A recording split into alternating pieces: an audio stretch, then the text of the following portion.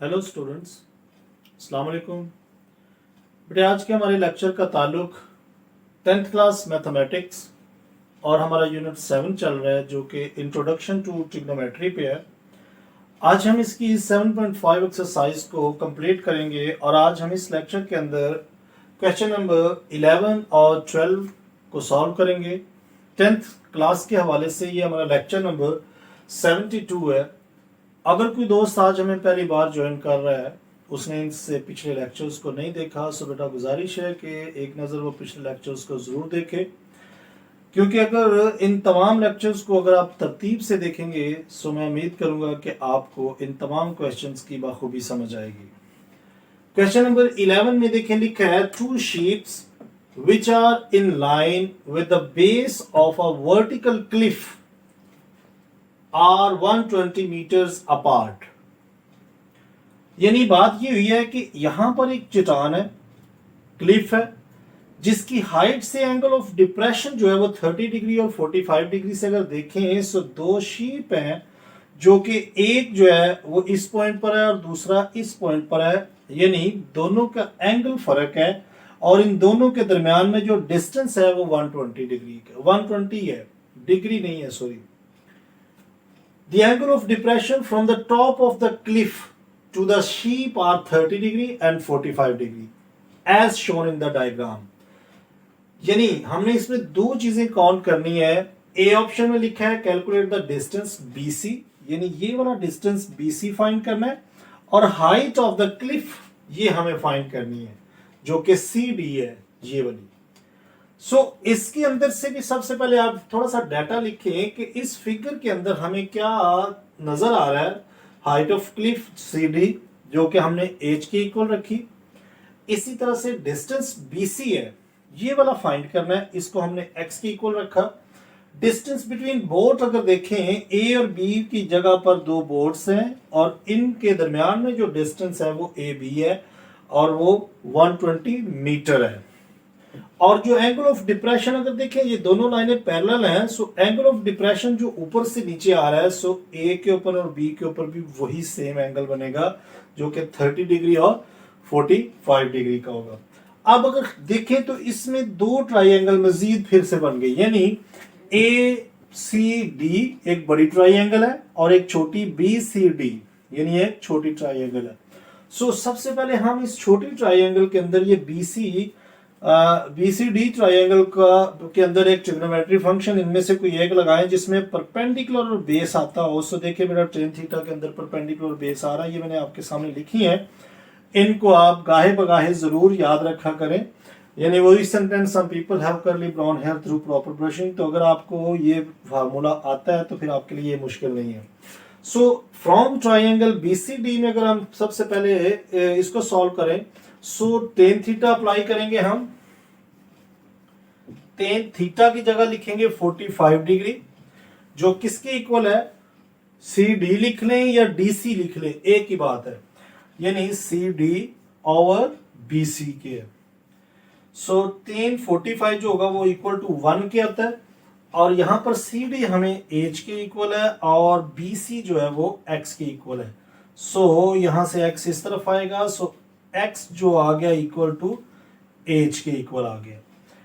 अब ये तो छोटी ट्राइंगल के अंदर हमने लिख लिया, यानी निकाल लिया कि X इक्वल टू H आ गया। अब इस बड़ी ट्राइंगल की बात करें कि ACD यानी फ्रॉम ट्राइंगल या from right angle triangle ACD DAC, कोई मसला नहीं है अगर आप इधर से इसको पढ़ लें या ऊपर से इसको ऐसे कर लें। इसमें भी अगर हम देखें ये वाला परपेंडिकुलर और बेस में अगर देखें X प्लस 120 जो है ये इसका टोटल डिस्टेंस है यहां से यहां तक। हम इसको लिख लेते हैं X प्लस 120 मीटर। यहां पर अगर हम tan थीटा इसमें भी अप्लाई करें, tan थीटा की जगह अब हम 30 डिग्री अप्लाई करेंगे। 30 degree equal to CD over AC। AC देखिए ये और ये फासला सारा जो होगा वो बेस के तौर पे है हम इसको ए सी कंसिडर करेंगे। सो ए सी जो है वो है किसके इक्वल, अगर आप देखें so A B plus B C के इक्वल है। सो मैं इस सारे ए सी की जगह यही लिखता हूं कि a B plus B c. अब 1030 जो है वो इक्वल टू 1/√3 के इक्वल है, 1/√3, जबकि सी डी ये एच के इक्वल है क्योंकि ये हमें हाइट फाइंड करनी है जो कि एच है, और ए बी 120 है प्लस बी सी एक्स है। ये जो हमें ये टोटल बेस है वो a B plus B c है। सो हमने इसको क्या लिख लिया, एक्स प्लस 120 लिख लें या 120 प्लस एक्स लिख लें, एक ही बात है। यहां पर आप इसे क्रॉस मल्टीप्लीकेशन कर सकते हैं, यानी 120 प्लस एक्स को 1 से मल्टीप्लाई, एच को हमने √3 से मल्टीप्लाई कर दिया।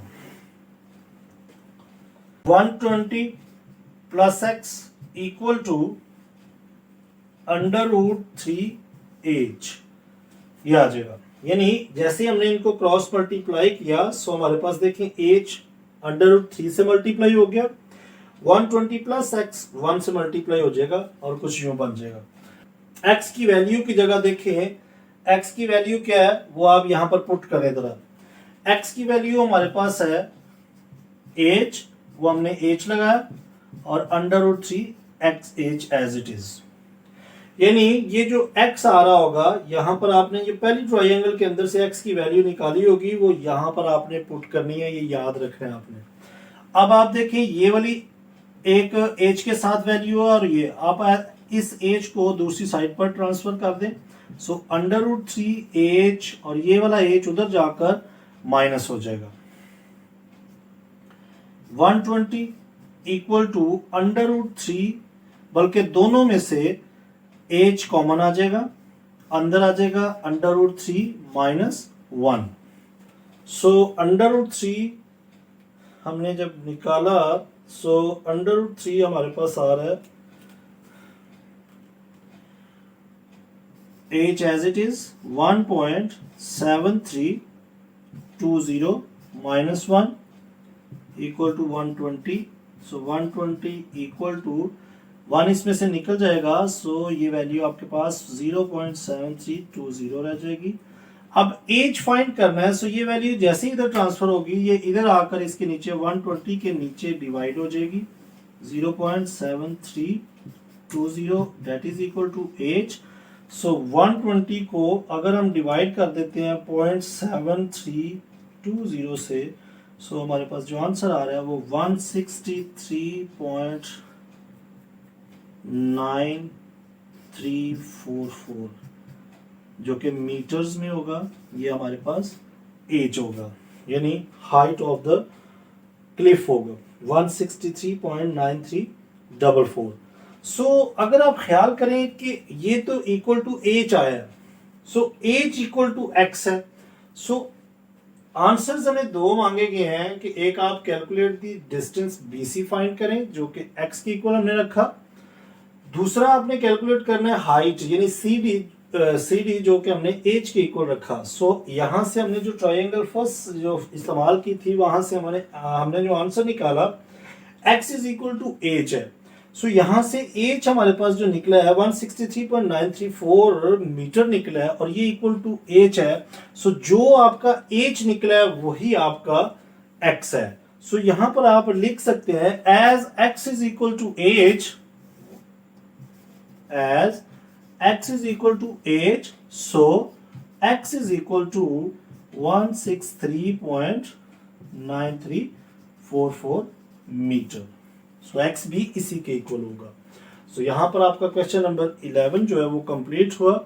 सो इसी के साथ हम इस एक्सरसाइज का लास्ट क्वेश्चन देखते हैं। सो बेटा क्वेश्चन नंबर 12 जो कि 7.5 एक्सरसाइज का लास्ट पार्ट है, इसमें कुछ यूं लिखा है, suppose that we are standing on a bridge 30 feet above a river watching a लोग कहते हैं पीस ऑफ वुड को, फ्लोटिंग टूवर्ड्स अस। यानी अगर आप एक ब्रिज के ऊपर खड़े हैं और 30 फीट की हाइट पर है। वहां से आप नीचे रिवर के अंदर एक लॉग को देख रहे हैं, लॉग मतलब कि एक पीस ऑफ वुड को देख रहे हैं, और वहां से आपका जो if the angle with the horizontal of the front of the log is 16.7 degree and angle of with the horizontal of to the back of the log is 14 degree. How long is the log? यानी इस log का जो piece है, इस लकड़ी का जो एक पीस है, इसके एक साइड से जो एंगल बन रहा है, अगर आप यहां से देख रहे हैं तो एक साइड से 16.7 डिग्री का एंगल बन रहा है, जबकि दूसरी साइड से 14 डिग्री का एंगल बन रहा है। सो पूछा गया है अगर इन दोनों के दरमियान में ये एंगल बन रहा है, सो इसकी लेंथ क्या होगी, इस लॉग की लेंथ कितनी होगी। सो इस फिगर से हमने ये कुछ डाटा लिखा कि हाइट ऑफ ऑब्जर्वेशन जो है ओ सी है, इसमें हमने ये ऊपर नाम ओ दिया है, ये आपकी बुक में भी गिवन है, ये सी बी ए या ए बी सी और ऊपर पॉइंट ओ है। चूंकि ये दोनों लाइनें पैरेलल हैं, सो ऊपर जो एंगल ऑफ डिप्रेशन होगा नीचे से एंगल ऑफ एलिवेशन भी वही बनेगा। सो यहां से लिखा हमने हाइट ऑफ ऑब्जर्वेशन जो कि ओ सी है वो 30 मीटर के बराबर है, और लेंथ ऑफ लॉग अगर देखें सो ए बी ये वाली हमें फाइंड करनी है जो हमने x की इक्वल रखी है, और angle of depression from O are 14 degree and 16.7 degree जो कि दो एंगल है हमारे पास। अब अगर हम देखें तो इसमें भी हमारे पास दो ट्राइंगल्स ही मिल रही हैं हमें। दो ट्राइंगल कौन कौन सी, ओ सी बी और दूसरी है ओ सी ए। ये दो ट्राइंगल में सबसे पहले हम एक ट्राइंगल को फाइंड करते हैं जिसमें परपेंडिकुलर और बेस किसमें कौन से ट्रिग्नोमेट्री फंक्शन के अंदर अप्लाई होगा, tan थीटा जो है वो परपेंडिकुलर बाय बेस है। सो हम लिखेंगे ओ बी सी, चले ओ बी सी इस तरह से पढ़ लें या ओ सी बी ऐसे पढ़ लें, एक ही बात है। सो ओ बी सी ट्राइंगल के अंदर हम tan थीटा अप्लाई करेंगे, tan थीटा, थीटा की जगह हम लिखेंगे 16.7 डिग्री, और जो कि इक्वल किसके है देखिए चेक करें इधर, perpendicular by base. So perpendicular क्या है हमारे पास, यहां से 30 डिग्री है, पहले आप नाम लिख लें ओ सी बाय बी सी। सो 16.7 डिग्री अगर हम निकालते हैं सो बेटा ये हमारे पास 0.30 आ जाएगा, 16.7 जी 0.30 आगे आगे आ जाएगा। और ओ सी चेक करें जरा, ओ सी आपके पास 30 डिग्री है और बी सी हमें मालूम नहीं है। सो बी सी यहां आ जाएगा और ये 0.30 आप इस तरफ ट्रांसफर कर दें। सो जब आप 30 को डिवाइड करेंगे 0.30 से, सो बेटा BC जो आपका आएगा डेट इज इक्वल टू 100, यानी ये वाली जो वैल्यू आई है वो आपके पास 100 आ गई है। अब अगर आप इस ट्राइंगल के हिसाब से तो हमने BC फाइंड कर लिया, ये वाला जो था। अब हमें पूरी ट्राइंगल, बड़ी ट्राइंगल के अंदर आना है। सो उसमें हमें जो एंगल चाहिए वो 14 का चाहिए, और AOC या OAC रख लें, कोई भी नाम रख लें इस ट्राइंगल का। सो इस ट्राइंगल, बल्कि इसके नीचे आपने ये दोबारा काम करना है जो मैं यहां पे कर रहा हूं, ये नहीं। अब आप लिखेंगे from right angle triangle OCA, यानी OC और ये वाला पॉइंट जो A है, इसमें भी हम tan थीटा ही अप्लाई करेंगे, और थीटा की जगह हम 40 लिखते हैं, 14 डिग्री, और इसमें परपेंडिकुलर क्या है OC डिवाइडेड बाय AC। अब AC जो है वो तो टोटल डिफरेंस डिस्टेंस ये वाला है, इसके अंदर CB या BC प्लस AB है। सो ये दोबारा हम यहां पर इस AC की जगह लिखेंगे। सो tan 45 भी लिख लेते हैं, 14 कितना है, tan 14 डिग्री जो है वो आपके पास आएगा 0.249 OC आपके पास 30 डिग्री है ये वाला, और AC की जगह मैं लिखता हूं AB प्लस BC। अब जरा आप चेक करें इन नामों को, AB प्लस BC जो है वो CA या AC के बराबर है। अब इनकी जगह वैल्यू लगाएंगे जरा, 0.249 equal to 30 divided by AB आपके पास x है, सो BC जो है वो 100 है। सो बेटा इसको जैसे ये देखें 30 के नीचे ये डिवाइड हो रहा है, हमें ये x चाहिए जो कि ये वाला जो वैल्यू है लेंथ ऑफ इस लॉग की होगी। सो ये इधर जैसे ही आएगा इस वैल्यू से ये मल्टीप्लाई हो जाएगा 0.249 into x plus 100 equal to 30।